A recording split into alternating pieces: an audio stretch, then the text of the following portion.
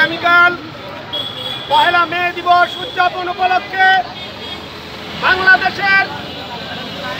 বাংলাদেশ সংযুক্ত গার্মেন্টস ফেডারেশনের আয়োজিত আজকের তাৎক্ষণিক মিছিল পরবর্তী সময়ে আমাদের মাঝে উপস্থিত আছেন আন্তর্জাতিক নেতা এবং শ্রমিকদের কল্যাণে সারা জীবন সকল সুখে দুঃখে পাশে দাঁড়িয়েছে সেই বাবুল ভাই। নারায়ণগঞ্জ থেকে চলে এসেছে আমাদের ছোট্ট বড় ভাই এবং বোনেরা, সকলকে আমি আমার ব্যক্তিগত পক্ষ থেকে আজকের এই মে দিবসের তাৎপর্য শুভেচ্ছা এবং অভিনন্দন জানাই। আমি সেই সাথে বাংলাদেশ আন্তর্জাতিক লেভেলের নিয়ম মেনে সকল শ্রমিকদেরকে তাদের ন্যায্য বুঝে দিবে এই আশা আমি ব্যক্ত করছি। আমি সর্বনিম্ন আমাদের শ্রমিকদের মজুরি 24,000 করার জোর দাবি জানাচ্ছি এবং আমি মাতৃকালীন মেয়েদের যে ছুটি সেই ছুটিও দৃঢ়ভাবে সকল গার্মেন্টস ফ্যাক্টরি 6 মাসের ছুটির দাবি জানাচ্ছি। সেই সাথে আমাদের শ্রমিকদের বিভিন্ন ধরনের সমস্যা থাকে, বিভিন্ন ধরনের প্রতিকূলতা তৈরি হয়। সকল প্রতিকূলতায় পাশে দাঁড়ানোর জন্য দেশের সকল শ্রেণীর যারা ব্যবসা বাণিজ্য মালিক শ্রমিক ঐক্য তৈরি করে তাদের পাশে দাঁড়ানোর অঙ্গীকার ব্যক্ত করছি। আমি উদারত আহ্বান জানাচ্ছি যে আমরা যে গার্মেন্টস শিল্প এই শ্রমিকরা যদি না থাকে তাহলে আপনারা কিন্তু এই গাড়ি বাড়ি অর্থের টাকার মালিক হবেন না। তাই তাদের ঘাম শুকানোর আগে তাদের ঘামের সঠিক মূল্য দিন। আপনারা যদি সেই সকল শ্রমিকের সঠিক মূল্য না দেন তাহলে আপনাদের এই টাকা বাড়ি গাড়ি দর্শক ভবনের সামনে সংযুক্ত গার্মেন্টস শ্রমিক ফেডারেশন তারা রাজধানী ঢাকা তারা মুহুর্মুহু স্লোগান দিয়ে র্যালি দিয়ে প্রদক্ষিণ হয়ে তারপরে এখন তারা শ্রম ভবনের সামনে মানববন্ধন করছে এবং বিক্ষোভ সমাবেশ করছে এবং এখানে বক্তব্য দিচ্ছে আমরা দেখতে পাচ্ছি।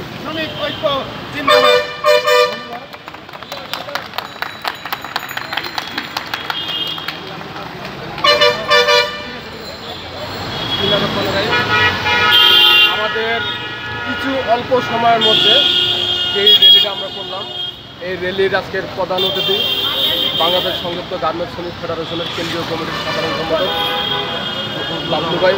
বাবলু ভাই এখন আমাদের মাঝে কিছু বিদ্যুৎ বক্তব্য রাখবেন।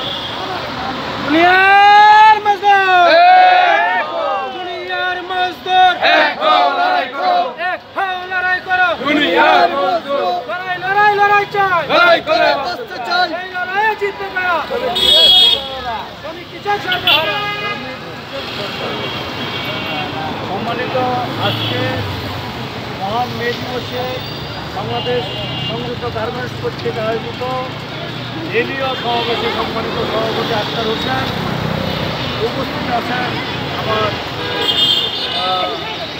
আব্বাস বৃদ্ধ রাজনীতিবিদ এবং শ্রমিক সমাজের একজন নিবেদিত প্রাণ রাজপথে বাড়াবো সৈনিক আনোয়ার ইব্রাহিম মনি আমাদের জৌরা বা সহ অসংখ্য মা বোনেরা এবং শ্রমজীবী ভাই ও বোনেরা আপনারা উপস্থিত হয়েছেন এবং আপনারা কষ্ট করে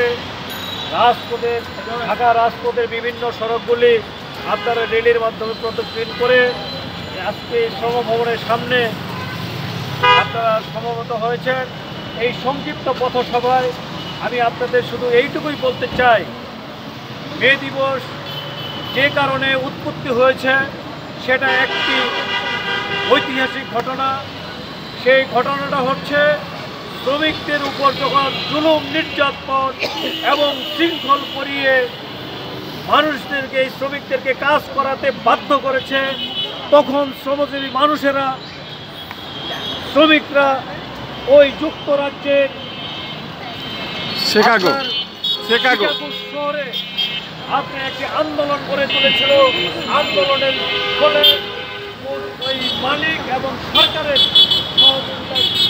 আন্দোলনের যে বাধাদান করেছিল, শ্রমিকদের উপর নির্যাতন জুলুম অত্যাচার করতেছিল।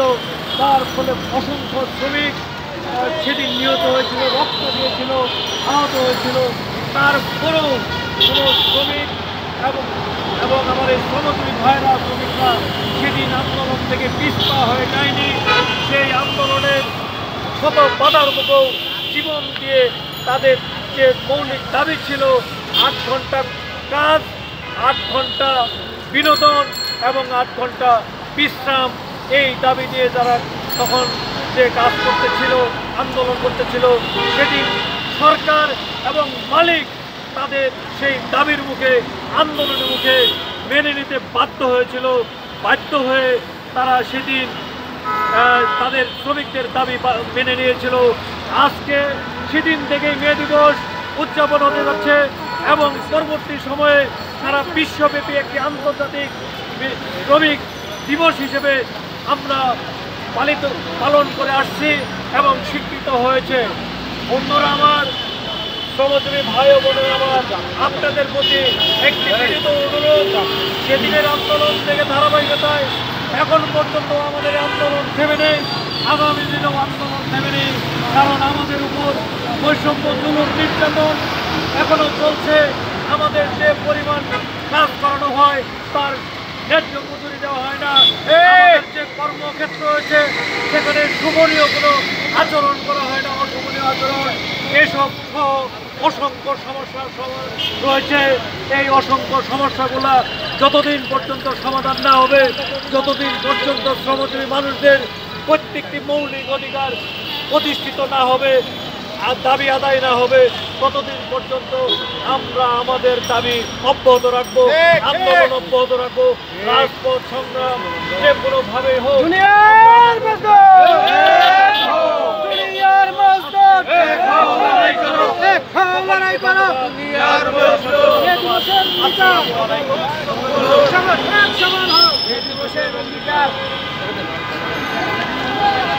শুধু দর্শক, সোম ভবনের সামনে এই মাত্র তারা তাদের বিক্ষোভ সমাবেশ শেষ করলেন মহান মে দিবস হিসাবে।